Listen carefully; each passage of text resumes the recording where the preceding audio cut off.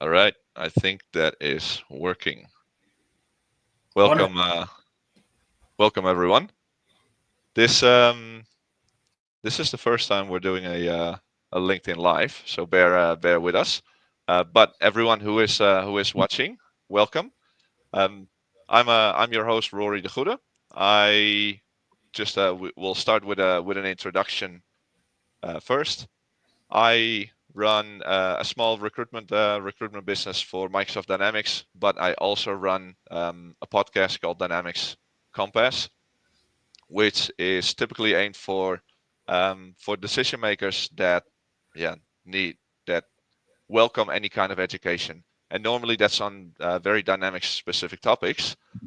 But I came across a post from Matt, who will introduce himself in a moment, about how him and his organization were able to uh, turn the tide or switch the balance in the for the better with hiring a lot more women, which is something that a lot of organizations are trying to do and struggle with, but they achieved it in a natural way. So that intrigued me. I spoke with Matt, and I thought there's a lot of lessons there. So we wanted to go out in public to talk about that, and hopefully other people can learn and pick up a tip or two to potentially implement that themselves. But yeah, Matt, could you tell the people who are watching a bit more about who you are? What's your role? Where do you work? Yeah, absolutely. Yeah, nice to meet you all. Matt Calderwood, Managing Director of SA Global for the Americas.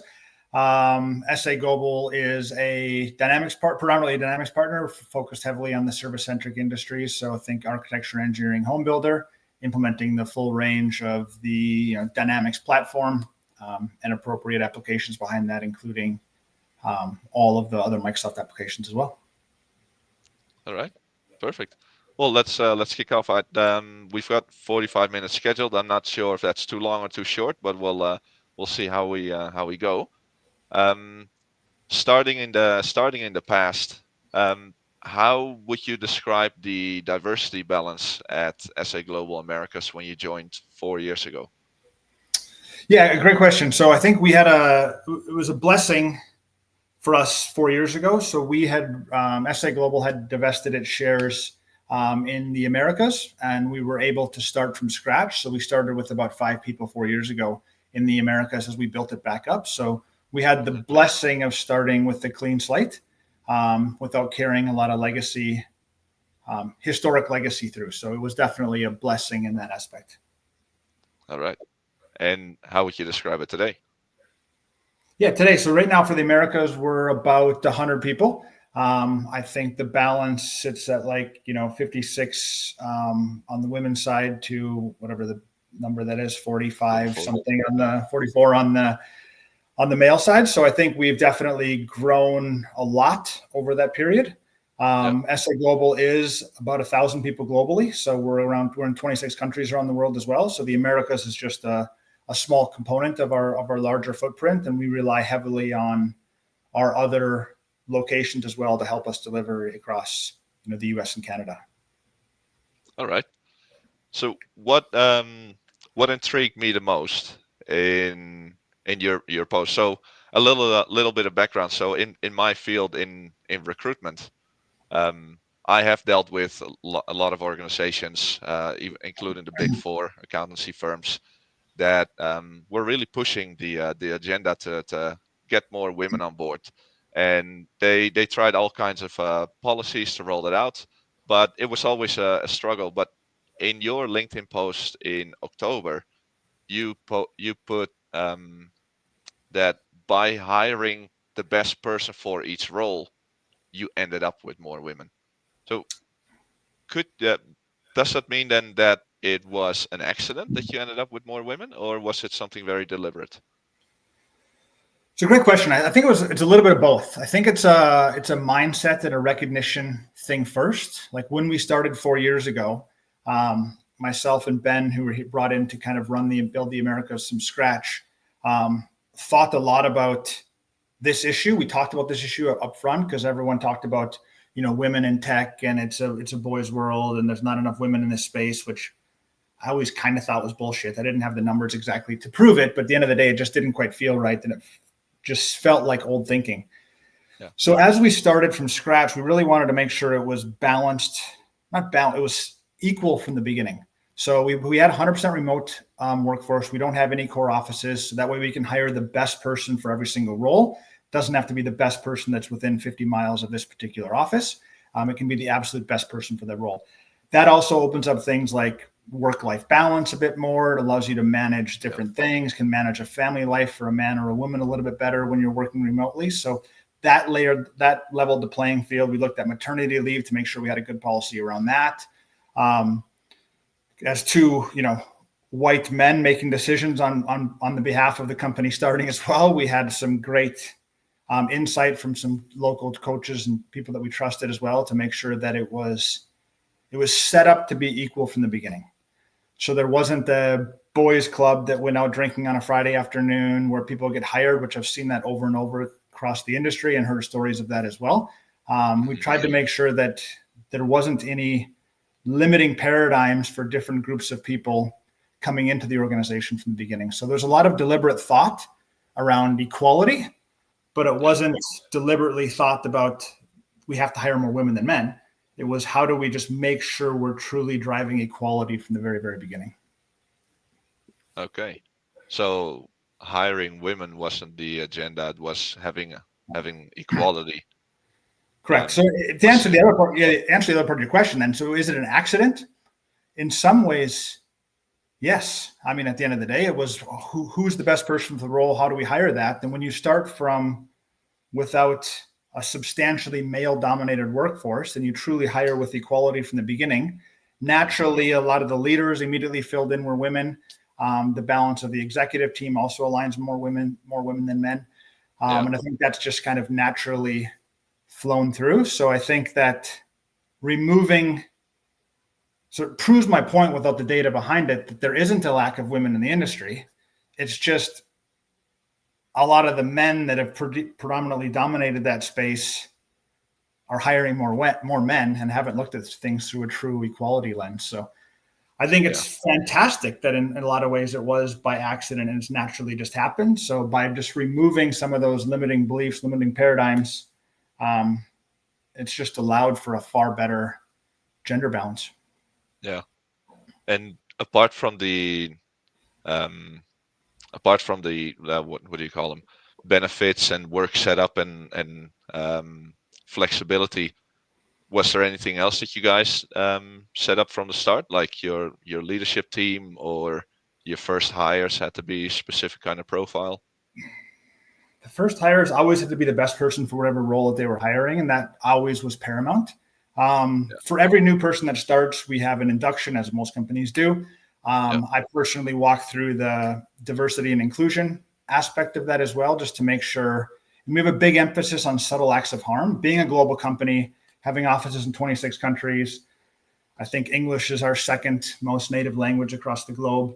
We have a ton of diversity in SA Global, and subtle acts of harm is a huge thing. Obviously, people making a racist comment or a poor gender comment is just obviously going to get called out, and it's just wrong in all kinds of ways. But there's so many subtle acts that people still do today where they don't really realize the impact that has. Like asking a woman to take notes in a meeting, for example, is just dumb. And it's almost 2025. It's 2024 right now. So I think at the end of the day, but little things like that, or asking someone where they're really from because their last name or their first name isn't similar to your first name or your last name, or based on their skin color of where they're really from. Like those things are just wrong. And we bring those up in the very first induction session and basically say that we truly believe in equality on all aspects. And if you don't, then just leave before you even get started, basically. And there's a fantastic James Baldwin quote, and I wasn't going to talk about this, so I'll probably butcher it a little bit, but basically it's on the basis that we should be different. We should be dispersed groups of people. But if our differences basically result in less of because of, I deserve less because of my skin color or my gender or any one of those things, and that's just fundamentally wrong. So we have that quote as well in the induction sessions. We talk about subtle acts of harm. We ask people to bring those up. We call people out when they say things. Everyone's, kind of gotten used to that. And we've built a culture around really trying to breed equality amongst everyone in the organization. So it's accidental in some ways based on the end result, but it's very deliberate in terms of the small steps that were put in the way to get a true kind of equality outcome. Yeah. I love how deliberate you've been with creating that culture, whether that was in place before you started or if you continue to roll it out. But that's part of the induction. That's actually, yeah, you're setting it. You set the right tone from the start, which I think is really good. Yeah, I think that's super important. I think I learned that from a previous mentor that I had as well. And that's why I do that session every single time to every single new employee, just so that I can make sure that we're landing some of those core messages and they're hearing this. Every single person that starts is hearing the exact same thing. Yeah.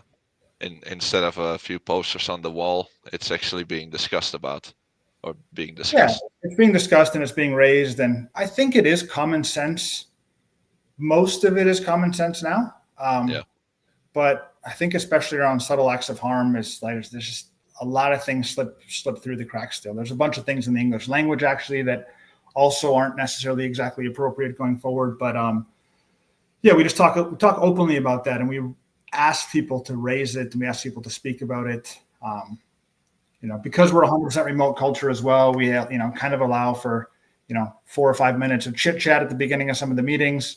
A more flexible work environment, as well, which is great. One other thing I've heard about is recently is, I do not understand this one, is people shy away from hiring mothers that are coming back into the workplace, and I can't understand why people would do that. For me, some of the absolute best hires that we've made over the last 4 years have been mothers that had a bit of a break and are coming back into the workplace. I can't think of any better training and environment for hiring, being a servant leader, being a true servant leader, putting yourself second, hiring all kinds of different things coming at you at once, like client demands coming at you, different demands coming at you. Like I've heard excuses for it in the past, and it just makes zero sense to me. I think it's one of the absolute best profiles. And to me, seeing that on a resume or seeing that on a profile not being hidden, I think is a huge asset for people. And it shocks me when people think that's something bad. Yeah. I've even come across organizations that do it a step earlier when someone's late 20s, early 30s, just got married. Like, oh, there's quite a risk that this person's going to start a family, and then that might be working against them as well. And that's another one where I think it's just wrong, and it's backwards, outdated thinking as well. Like I think when someone on the team does go off, take a break, they come back way more grown up with a diverse set of thinking. They bring new tricks to the table. Like they come back a better person. But then by leaving, the team has to kind of step up in their place and step around them and do some extra things as well, which creates great camaraderie amongst the team. So I think it just helps drive culture across the board. And as we look back at 2024, and 2024 is not quite over yet, but we'll finish the year at 96% retention, and 2023 was also over 90% retention. I think it was like 94, close to 95. So that's amazing. Especially for such a big team. Yeah, I think, and especially in this industry, which has, on average, people kind of, I think, if you're over 80, you get kind of an A score, which I think is not very good. But so I think all these elements that we've brought in have obviously fundamentally changed the gender balance compared to the traditional, ERP, CE, IT partner. But it's also driven far better retention, I think far better loyalty, think it's a safer workplace as well. And kind of going back to that aspect previously, like as a substantially larger like footprint white male, safety doesn't ever come up. Like I've never think about safety. It never crosses my mind. Where I think for a lot of women, especially, safety is a big element in their life. Walking to a parking lot at night, and these the different things that come through their mind. So like, how do we create a safer workplace, and how do we allow and have mechanisms that if someone has a problem, that they can then easily, safely, comfortably raise some of those issues as well. Like we put a lot of deliberate thought into trying not to think about the world through a white male lens, but trying to get the right coaching and advice from women, people of different cultures, people of different backgrounds, to truly make sure that what we're doing is equal, not equal through a white male lens. Yes. Yeah. I agree. Like my for me, this is very this is something personal. I'm from the Netherlands, where I feel a lot of people are very set in their way of thinking. But I'm married to a Latina, and that just opened my eyes in learning how just being aware of a lot of different ways of viewing things and experiencing things. Just like walking on the street in a certain area, for her feels very different than for me. Yeah. Um, so yeah, I agree with what you said. And I think on that point, a number of people might judge or think negatively about, two white men talking about, women's equality. Yeah, I personally think it's fantastic. We don't have to have a woman here to push women's rights and women's equality. It just comes natural. So I think at the end of the day, the more people that speak about this, the more that it's put out there, the more intention that there is amongst groups of men, groups of women, groups of whomever, having this conversation to try to make sure there is equality in all aspects of their organization, is super important. yes, yeah. Because I was wondering, indeed, like, oh, how is this going to be perceived to men talking about the um, the right balance, the diversity within an organization? Is it going to be perceived the right way? But yeah, you make a good point there. Yeah, I think anyone should be able to have that conversation. Yeah, as long Yeah, as there's a good intention behind it. yeah. For the people who are watching this that wanted to have a few action points, could you mentioned a few examples on how you made the organization or how you've had benefits put in place that help women as well. Do you have any other examples? You mentioned maternity leave. You looked at that. Um, is there anything else you put in place that make it easier for women to say yes to SA Global?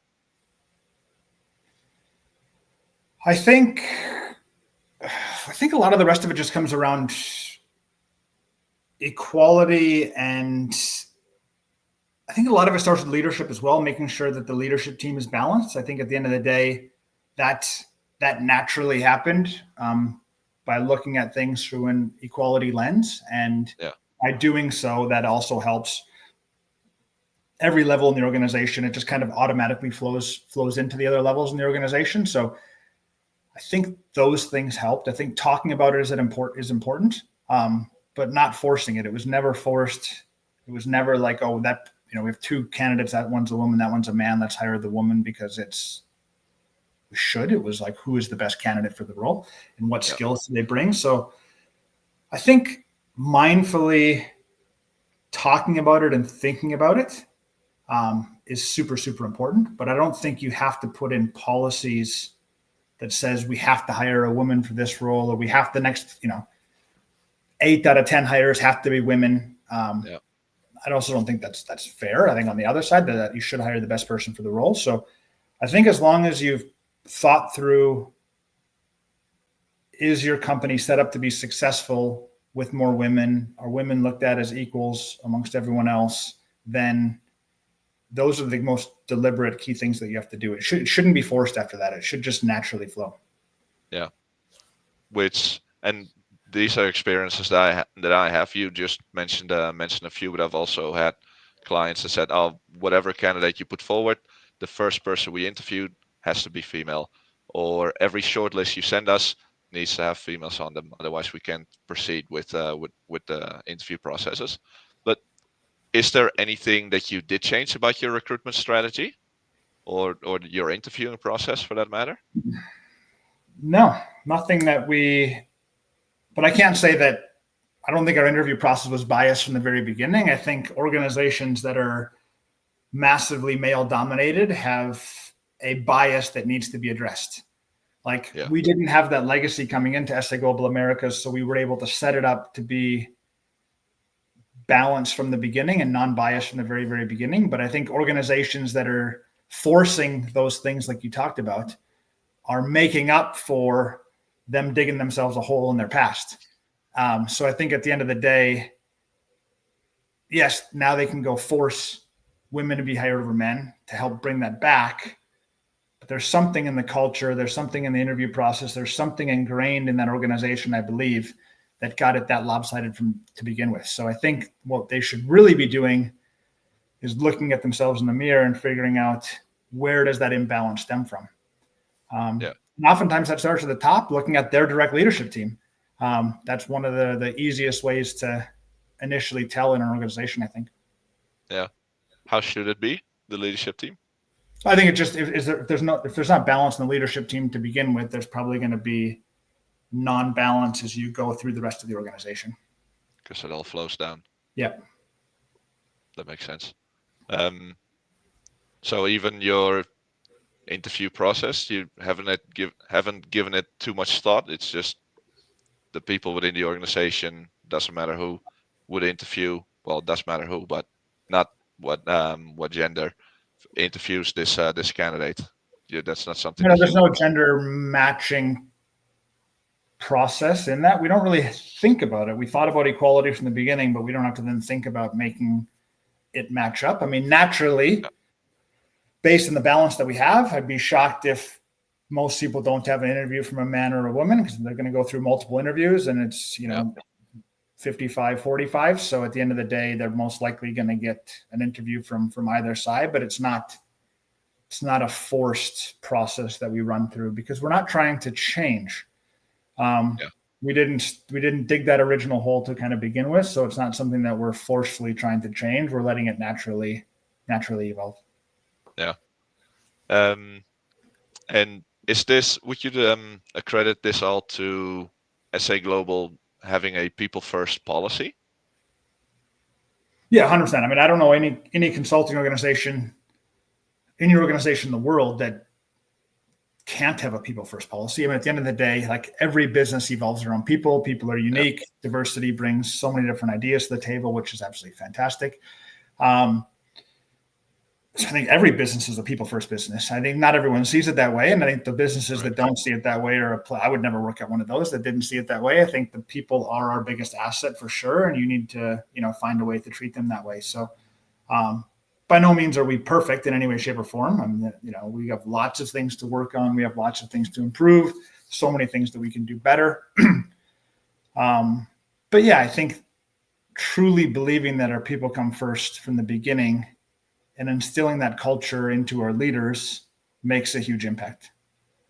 Like it's so common sense to me. I struggle to even think about it a different way, but Yeah, I can tell. yeah, if you didn't think about it that way, I can't. It wouldn't go very well. Yeah, How come you are so passionate about this? I think to me, it's common sense in so many ways, but then not everyone sees it as common sense. So, and I think there's also a little bit of the young child in me that was bullied for a while, like going through high school. So I think there's always that push for equality, that push for the underdog, that push for kind of like an even playing field that's been ingrained in me since I was a kid. And yeah, I think that combined with the fact that some people don't see this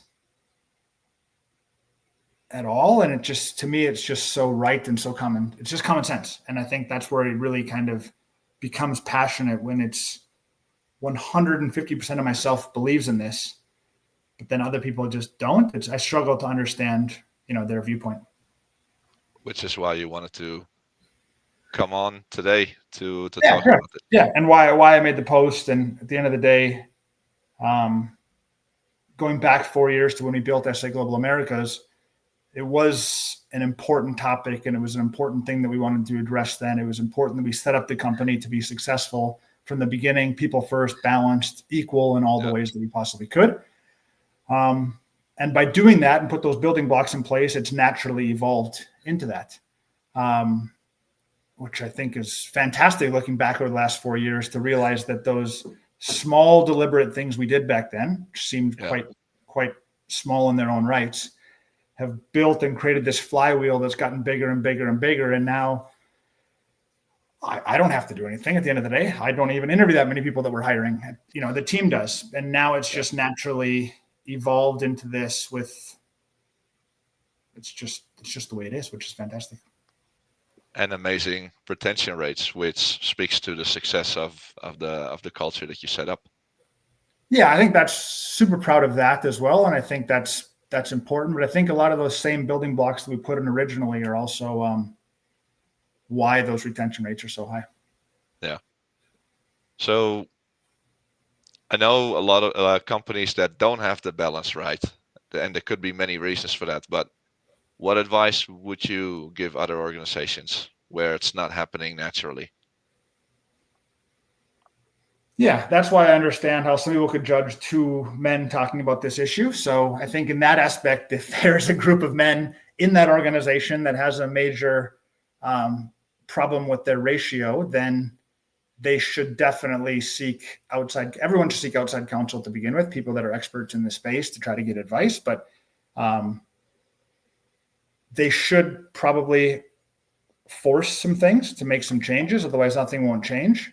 But I think more important is looking deeper, looking inside the organization to figure out, is it part of the culture? Is this, is this grind culture what we're pushing for? Everyone should work 80 hours a week and burn themselves to the ground. And then, then you're going to potentially attract a younger male audience versus, any other audiences at the end of the day, because they're not putting family or other things first as well. So I think they need to look deeply and have someone probably come in and analyze if there is something that's embedded in their culture.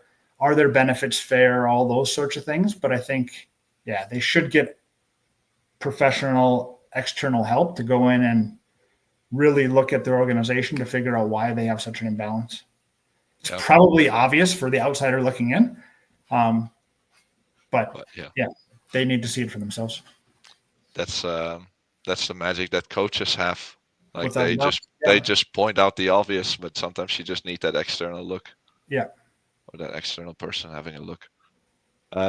You did mention a few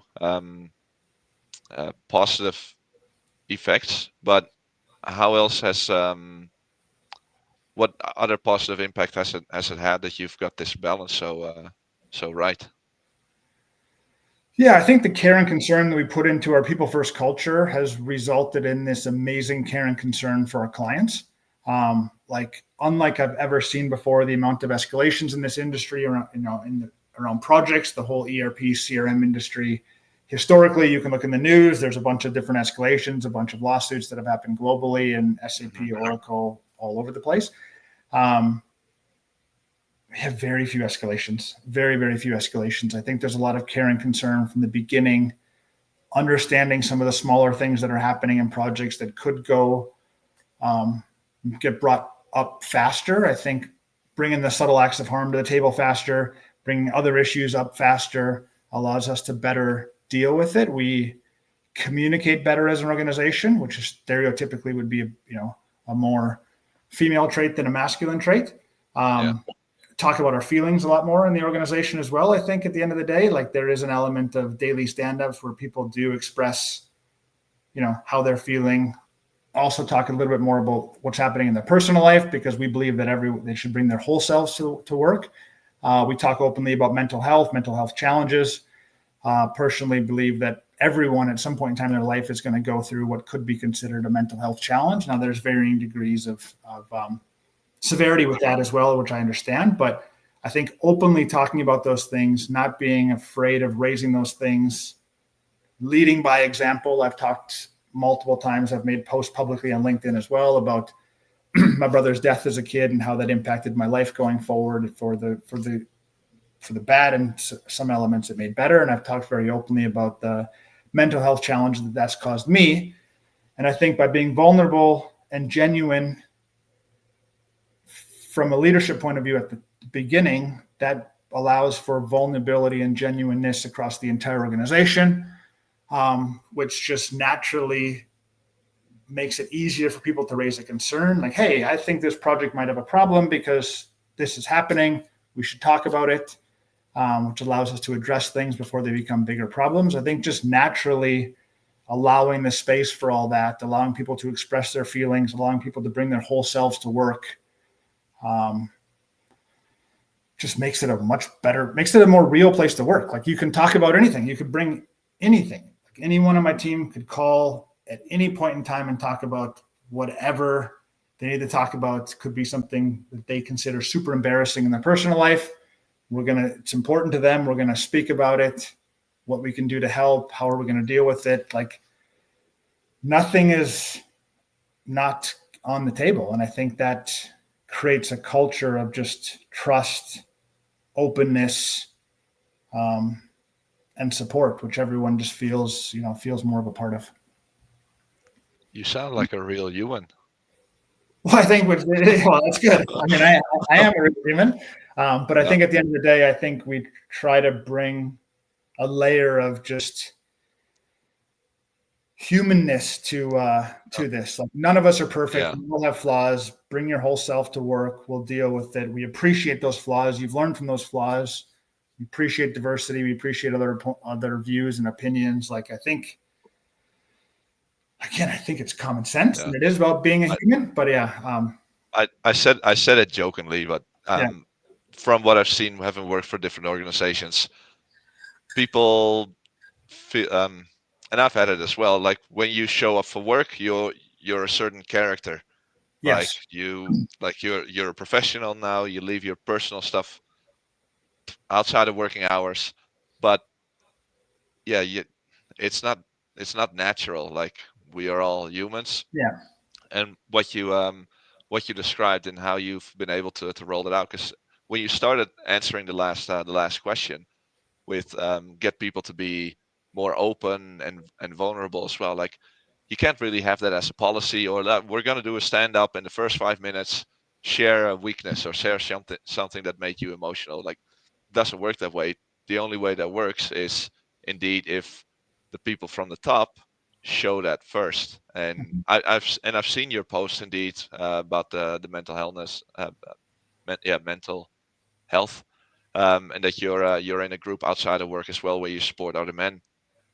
And I think that yeah, that's how it should be, because there's no policy that can replace it if leadership isn't showing that themselves. Because if you're not showing the vulnerability, then no one else is going to be comfortable to do that as well. 100%. Yeah.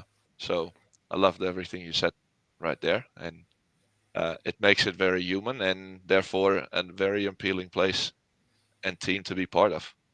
Well, if you're going to be a people first culture, you got to be human. So at the end of the day, and to think people are perfect, or to ask people to park their personal stuff on the side and be this professional robot during the day and then go back to whatever they're dealing with, is just kind of dumb, I think, at the end of the day. So we're all people. We have amazing assets about us. We have some flaws that we're working on. It makes us unique, so that should be embraced. Yeah, well, that's really good. I've actually ran out of questions here. I know we're a little bit early, but everything I wrote down, and I had like 13 points, and you've covered all of them already. Unless there's anything you felt I missed that is very valuable for other people to know, either if it's a mindset or it's something tangible that they could do to start making improvements. Yeah, I think if things aren't going well, it's a Jim Collins good to great quote. You know, look at yourself in the mirror. When things are going well, then dish out the praise. So I think if things aren't as you want them, especially as a leader, you need to look inwards, not outwards, blaming people, which people love to do sometimes. Is to Yeah, look inwards and see what you're doing that's causing that result or whatever that is, because your results are exactly what your mindset and your actions have delivered. I mean, there's no better proof than your current results than how you're thinking, what your mindset is, what your current actions are delivering. I mean, those delivered yeah, that exact result.